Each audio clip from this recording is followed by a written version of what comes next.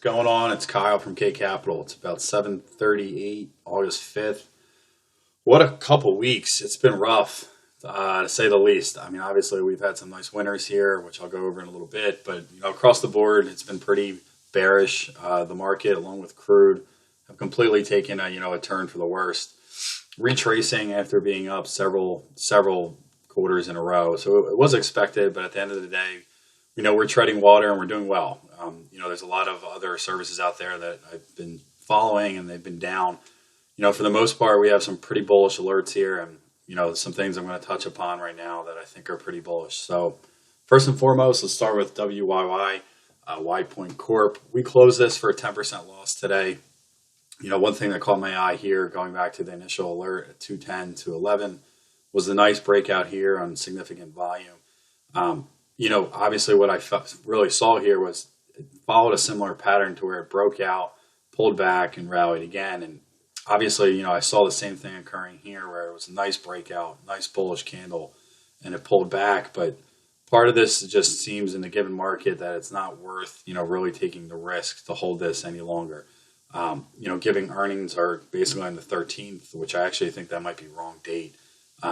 This trend line could hold, and this bearish or this bullish pattern here to where this block in blue is really a nice area of built up demand. This could hold and this could turn, but I didn't want to risk it. I wanted to exit this position at our stop loss, get out of here while we still could, and just keep this on the back burner to see if it does turn where we could potentially add and get back into this. But for the time being, I think it's safe to say that this is a play that potentially could break down more, and it's not worth really the risk. Another one that we're long, or still long, I should say, is JAKK. This traded really, really nice today, up almost 5%. Right back to more or less our break even. I think we were long in the high 970s, low 980s. Really, this is a really nice chart coming out of the earnings call for the second quarter. It's been really bouncing along this trend line for a while now. And then similar to what I just said in WYY, one thing here is, this area where this broke out held very nicely. And so that served as support along with this trend line. And, it rallied pretty nice today. It wasn't the level of volume I'd like to see, but nonetheless, what I'm hoping for is this to continue along this trend line here and eventually break 1019 to hit our initial target of 11. So decent chart here. I love the pattern, love the setup. I think it's fundamentally pretty sound. It had a nice 6% beat here, or 2 cents on an EPS standpoint. So I think it's something that, again, we're going to hold this until that trend really breaks. And then until that trend breaks, we're going to keep holding this puppy.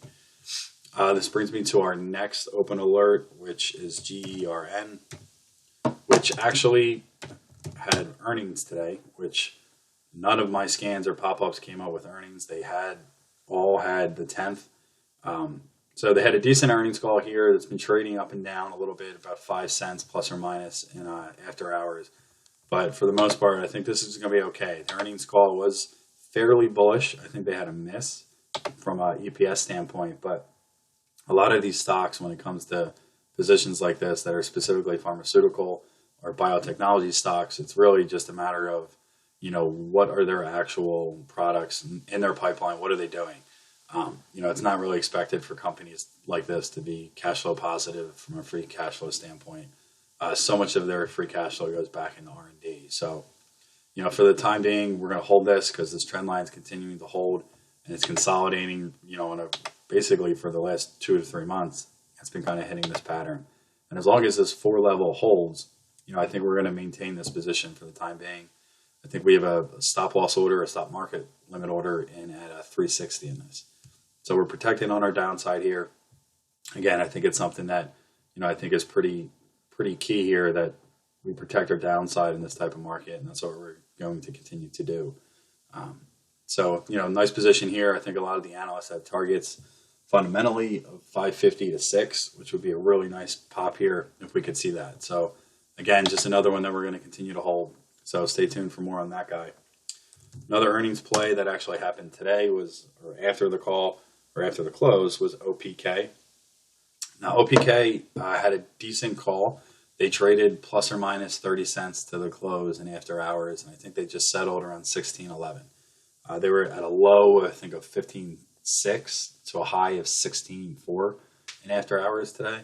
Our stop, or at least my stop, was not triggered, which I'm not sure why. I had to get on the phone with Interactive Brokers to figure out what happened. But I think that's a good thing. I think, again, the fundamental issues here with in terms of their targets, they missed in terms of EPS and sales. But again, it's a pharmaceutical company. So really, those things don't really play into what happens with the calls in terms of earnings. It's really all about forward-looking guidance in terms of what are they actually projected from their pipelines. So they had some bullish comments on the call in terms of some of their joint ventures and some of their M&A activity. A lot of the things that they acquired recently are going to come online in the next quarter to next, I think, month, September to the end of the quarter. So hopefully we see a bounce tomorrow. Obviously, we do have that open market order as a stop right around, I think, 15.8 or 15.9. So, it's going to serve as obviously a cap on our downside risk tomorrow morning. But for the time being, what I ideally would want to see here is this level hold, and then we see a nice upward reversal here to $18 to $19 over the next couple weeks. So again, let's just keep our eye on this tomorrow morning, especially coming out of a call. I think it's something that, we don't want to obviously be too risky on, but I think now that we have that stop loss in, we should be okay. And last but not least, we had EMKR, which was an alert from this morning. And this rally just huge. So this was something that caught my eye, I think, earlier in the week when we saw some nice bullish volume come in here. I went back and I took a look at some of the fundamentals, and, they had some decent calls over the last couple quarters to where they either were in line or they beat. And I saw that, this trend really was forming pretty nice where we had some nice pops in volume. So it's one thing that, again, I always look at is really the volume patterns. And when I saw this, I was pretty much intrigued because I saw earnings were coming up. I saw a volume uptick here. And I'm like, okay, something's definitely up with this company. Let me take a look. And then early in the morning, they released earnings. And really, they smoked all their estimates. Naturally, it rallied pretty hard. So we got in at 660. It's now at 716. Where is this going to go? I think naturally it's going to pull back slightly over the next couple of days, probably tomorrow. After a pop like 15%, obviously that's understandable. If you're not in this, I would not chase it. I'd wait for a pullback, probably around this point here, around the 680 range. And then obviously I think we'll continue higher, just given the bullish nature of the earnings call. So, very, very good trade here so far. So congratulations to anyone who did get in that with us. And it kind of brings me to our next position, which is SD. Again, a fundamental play here. This is by no means is a technical play whatsoever. These guys had a great call today, fabulous call. So they beat on EPS. They beat on their production forecast in terms of their oil and natural gas output.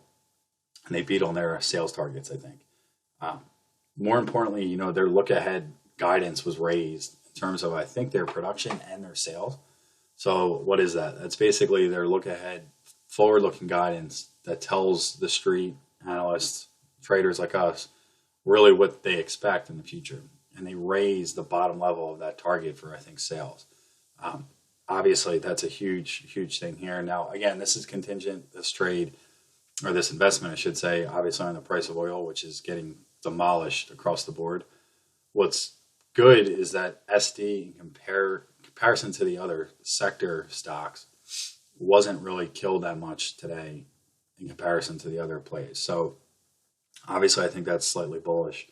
They have liquidity here, as I keep mentioning. They had the bond deal. I think of that bond deal, they have, I think, $933 million in cash to utilize whenever they need. They're cutting back on CapEx, and they're seeing a significant decrease in terms of their CapEx and their AFEs per well. So, all those things are very bullish. And I think it's something that over the long term, 18, 24 months, if crude kind of bounces back and gets back in the $55 to $65 range, I think these stocks, specifically Sandridge, could really be back above $1 to $1.50, where, our average price is right, I think, south of $1 now. That would be a really nice trade, or a nice investment to say the least. So it's just a matter really for these guys to tread water for the time being, to kind of weather the storm, so to speak, and to see what happens as crude kind of trades up and down with the overall market. So I think we're okay here. I know it's obviously hard to swallow, but again, it's been a fundamental play from the beginning. So it's just a matter of really holding it out for the time and seeing what exactly happens. But so that's all we have really to cover. I'm going to go through our scans tonight. I'm not really trying to rush into too many stocks right now as we're still in earnings season and the market's still very, very, very bearish. So, we're going to find winners like EMKR. And again, I'll obviously keep sending out these alerts and make sure we can capitalize on those types of trades when they're available and not force the issue. But if you have any questions, please shoot me an email. Happy to respond and take you through whatever questions you may have. So we'll talk soon, and stay tuned for tonight. I'll send a new updated watch list with updated technicals on those positions. So talk soon, guys.